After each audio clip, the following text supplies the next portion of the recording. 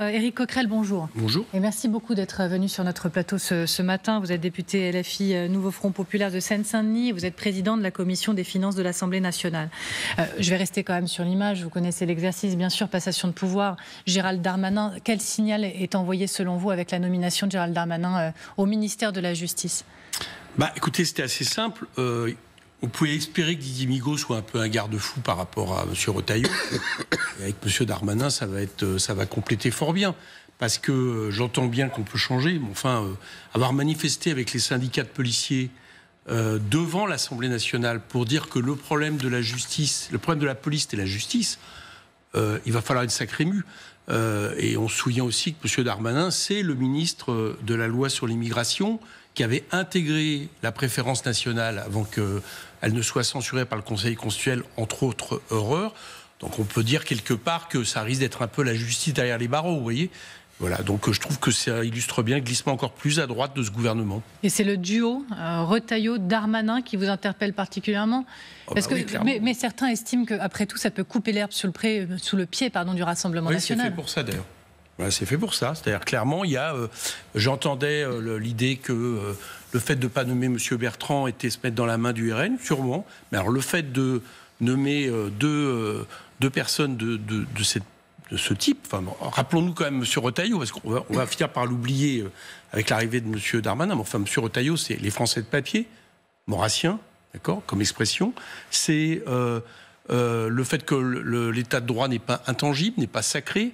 C'est le fait aussi, il vient quand même de réussir la performance, et je le dis évidemment de manière très ironique, au moment du drame de Mayotte, d'un cyclone à Mayotte, d'expliquer que le problème, c'est l'immigration. Enfin, bon, je veux dire qu'on a la totale, quoi. Donc je pense que c'est des œillades à l'extrême droite, simplement parce que M. Bayrou sait très bien que sa seule chance de survie, c'est le fait que le Rassemblement national ne vote pas la motion de censure, que votera le Nouveau Front Populaire. Et donc, il y a plein d'envois. On peut même dire aussi M. Valls, dont je rappelle aussi... On va en parler. M. Valls, c'était quand même le fait que l'islam, pas l'islamisme, l'islam... on pouvait se demander s'il n'avait pas des problèmes avec la République. Reprenons à la base. Comment vous qualifiez ce nouveau gouvernement ? Quels sont les mots que vous choisissez, si vous devez en choisir que quelques-uns pour qualifier ce matin ce gouvernement ? Toujours plus à droite, toujours plus illégitime. Pourquoi plus illégitime ? Parce que c'est le gouvernement des perdants. Enfin, excusez-moi, ça fait le deuxième gouvernement qu'on veut imposer des gens qui ont perdu aux européennes, au premier tour des législatives, avec la motion de censure, et on veut à nouveau les imposer sur une politique, on voit bien, donc qui va essayer de s'en sortir dans une politique toujours plus sécuritaire dans le mauvais sens du terme, discriminatoire, autoritaire, et puis en même temps néolibérale. Madame Montchanin, par exemple, celle qui se vantait, qui disait on a bien fait notre boulot de député parce qu'on a supprimé l'ISF, il avait deux choix, par exemple, M. Bayrou. Il pouvait nommer, et il l'attendait. Aux finances, il aurait pu nommer un de ses amis, M. Mattei, qui a été effectivement dans le MoDem un de ceux qui a été le plus en avant sur la question de taxation. Je vais revenir sur la question. Il nomme une ultralibérale. Vous savez que ces dernières heures, certains disent oui, mais en fait, c'est ce que demande l'opinion. Les Français veulent un Retailleau au ministère de l'Intérieur et Gérald Darmanin au ministère de la... C'est pour ça que c'est des gens qui ont été battus aux élections. Parce que les Français les veulent absolument. Vous avez raison. Écoutez, c'est pas moi. C'est pas vrai. Non, mais j'ai bien compris que c'est pas vous. Toujours à le vous avez préciser. compris que je vous réponds puisque vous me posez la question. Moi, je ne crois pas du tout à ça. Tous les sondages d'opinion sérieux, c'est-à-dire qui se font sur, sur la durée, sur un nombre de personnes suffisamment significatif, montrent que le problème numéro un des Français, c'est pas vrai. C'est pas la question de la sécurité, pas plus que l'immigration, ça reste les questions sociales. C'est ça qui vient avant tout. Bon, et vous pouvez tout regarder, la santé, l'éducation, etc., qui viennent bien avant. Donc je ne crois pas que tout d'un coup, ça voudrait dire que les Français finalement soient hyper heureux. D'ailleurs, encore une fois, ce sont des perdants. Je vais même rajouter une chose. Alors, il y a quand même quelque chose d'assez significatif. Bon, gouvernement de perdants collectivement, enfin, il y a quand même, c'est quand même très curieux d'aller rechercher les perdants individuels. Monsieur Valls, qui se débrouille depuis 2022 pour être perdant là où il se présente, Barcelone ou les Français de l'étranger. Patrick Mignola, battu en 2022 par un député inconnu, Jean-François Coulombe. Madame Montchanin qui a été battue. Enfin, on ajoute tout. C'est un peu vis-à-vis du suffrage universel. Il y a quand même un côté votez ce que vous voulez, ça nous est égal. On continue la même politique qui commence à être un peu méprisant, je trouve. Je viens vers vous, Yael, parce que je vois que vous levez la main. Mais au-delà des questions de personnes, Elisabeth Borne, tout en haut, en termes de protocole, parce que c'est l'éducation nationale. Manuel Valls, très haut également ? Parce que c'est l'outre-mer. Oublions Manuel Valls, oublions Elisabeth Borne. Oui, mais l'éducation, les signaux politiques d'envoyer, de choisir l'éducation en premier lieu, de mettre l'outre-mer tout en haut également. Ça, tout est à jeter. Ça, ce n'est pas à garder. Non, mais écoutez, moi, je me souviens qu'on a nommé Gabriel Attal au ministère de l'Éducation en disant que c'était la priorité. Quelques mois après, même pas aussi, quelques mois après, il partait Premier ministre. Donc ça montrait bien que tout ça est à relativiser. Non, je ne peux pas mettre de côté le fait que c'est M. Valls et le fait que c'est Mme Borne. Voilà, M. Valls, je pourrais m'expliquer déjà quelles sont ses qualités sur l'outre-mer qui va permettre qu'il soit entendu par des concitoyens qui se mobilisent de plus en plus par rapport à l'inégalité. Il a dirigé une mission parlementaire sur l'avenir de la Nouvelle-Calédonie lorsqu'il était député. C'est ça, oui. Donc ça en fait un spécialiste. Vous avez raison, d'ailleurs, les choses se sont améliorées. Vous avez remarqué, d'ailleurs, les choses s'étaient améliorées en Nouvelle-Calédonie. Puisqu'il connaît un peu le dossier. Oui, mais c'est intéressant ce que vous dites, puisqu'on a eu la bonne idée de précipiter le fait qu'il y ait un changement pas du système électoral, mais du corps électoral, pardon, qui a mis le feu en Nouvelle-Calédonie. Et Mme Borne, c'est quand même compliqué.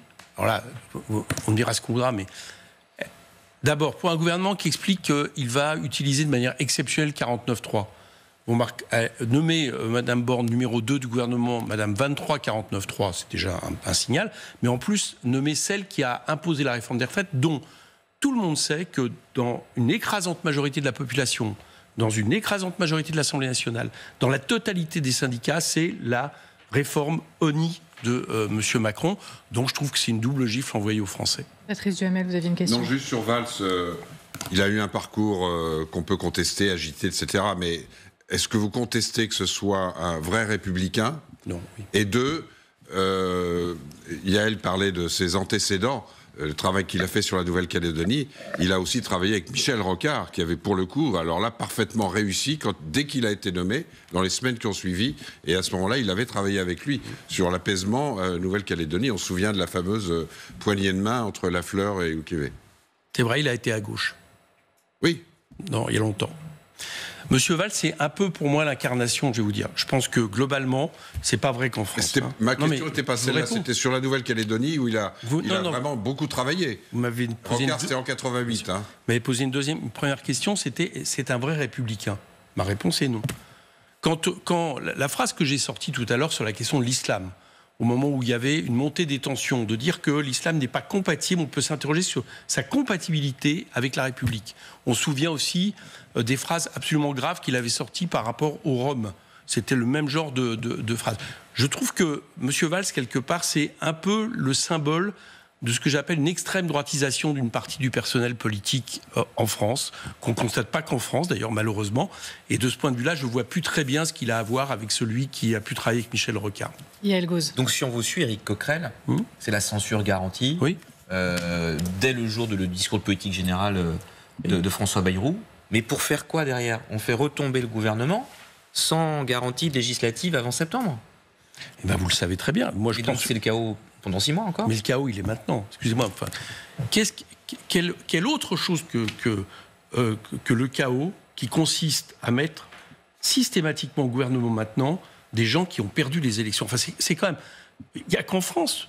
Dans les démocraties modernes, il n'y a qu'en France où on peut être dans cette situation. Je vous l'ai dit tout à l'heure, là-dessus, je ne partage pas toutes les idées et toutes les valeurs de LFI. Là-dessus, la tradition républicaine, Éric Coquerel a raison. Ça, il y a d'autres gouvernements depuis 70 ans où on refusait de prendre, où tous les présidents refusaient de nommer des gens qui avaient été battus dans les élections significatives, législatives. Ça, c'est une réalité. Bah oui, et c'est le début de tout. Parce que du coup, qu'est-ce qui se passe concrètement après pour vous répondre ? Alors, d'une part, vous n'imaginez pas que les oppositions, pour permettre que les choses durent, vont abandonner ce pourquoi ils ont été élus. Donc, si on nous propose des programmes, finalement, des programmes économiques qui sont toujours les mêmes, bah, c'est normal qu'on s'y oppose et que s'il y a 49.3 ou s'il n'y a pas vote de confiance, on censure. Bon. Mais plus encore, moi, ce qui m'interpelle là-dedans, c'est quand même le signal envoyé par M. Macron. Vous pouvez voter, je peux dissoudre.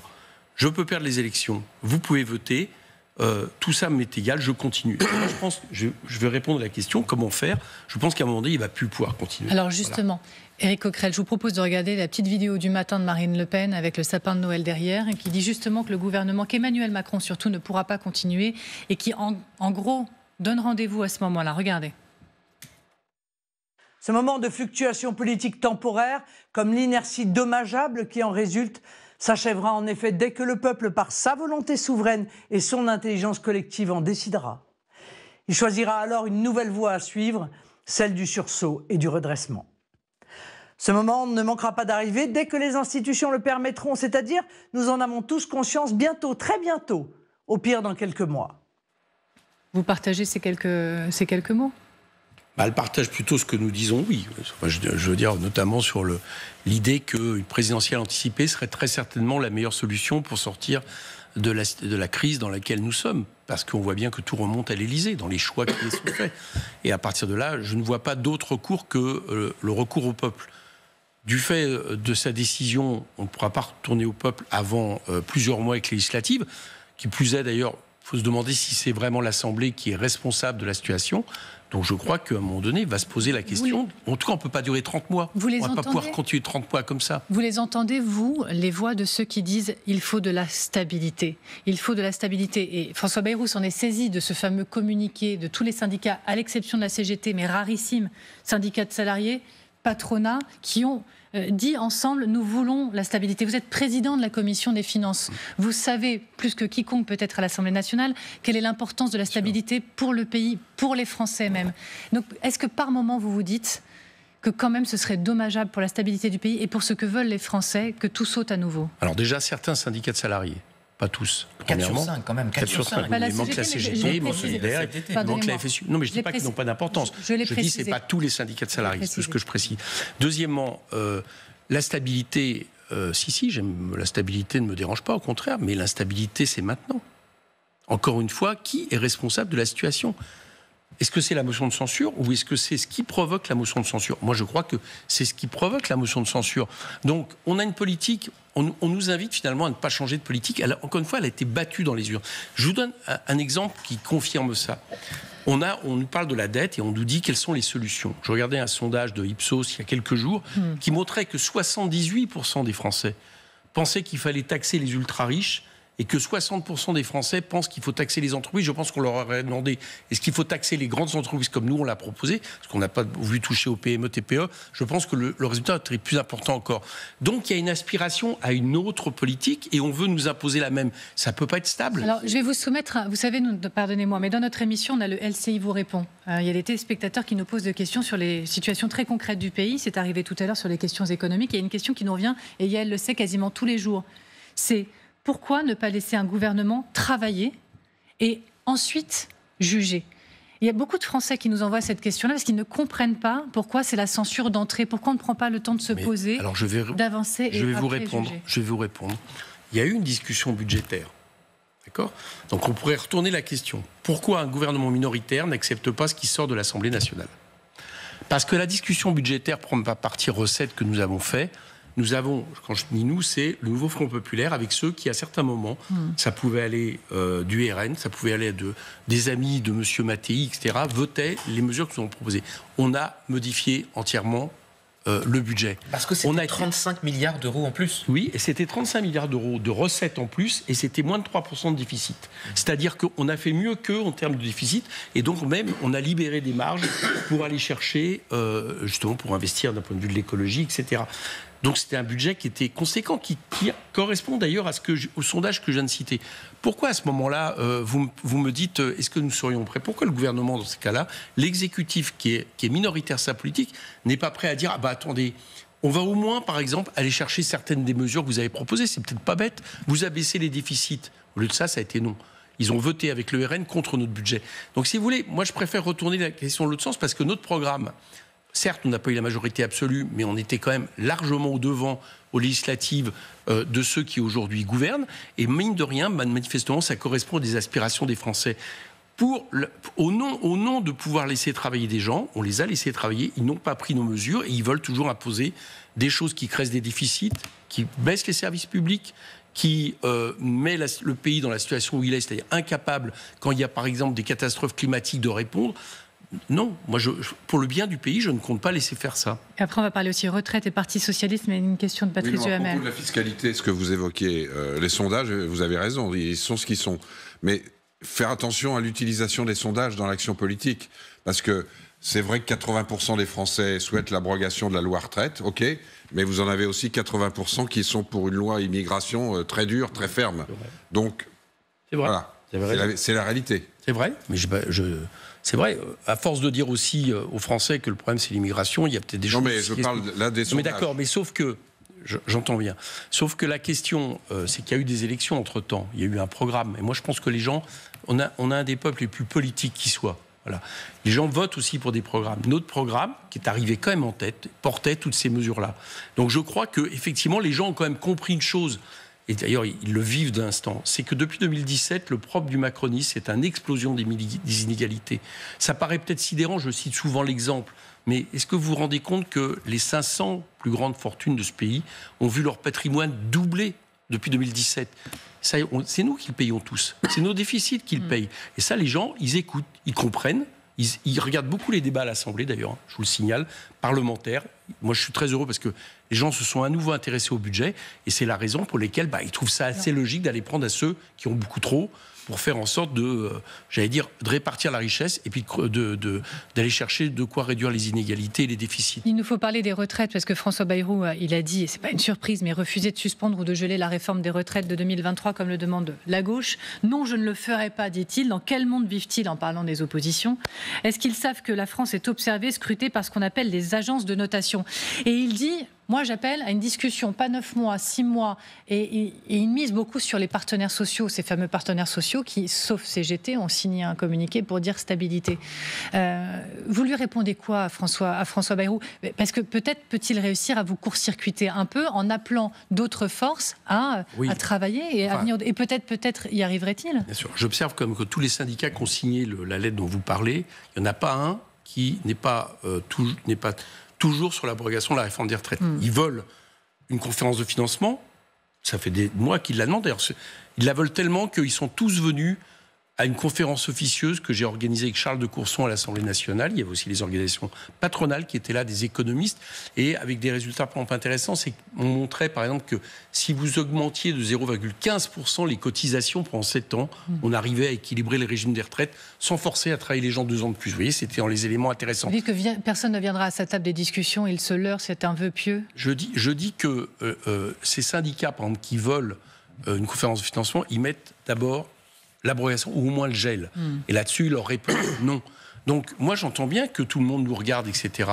Mais ce que j'observe aussi, c'est que les gens, et ils ont bien compris aussi, ils n'ont pas envie de travailler 2 ans de plus, toujours au profit des mêmes. Ça, c'est quelque chose qui est très fort dans le pays, qui remonte parce que c'est quelque part... C'est une des conquêtes sociales auxquelles les gens sont le plus attachés avec la Sécu. Et c'est pas possible d'être aussi minoritaire et de vouloir imposer à une population de subir ça, surtout quand il y a des solutions alternatives.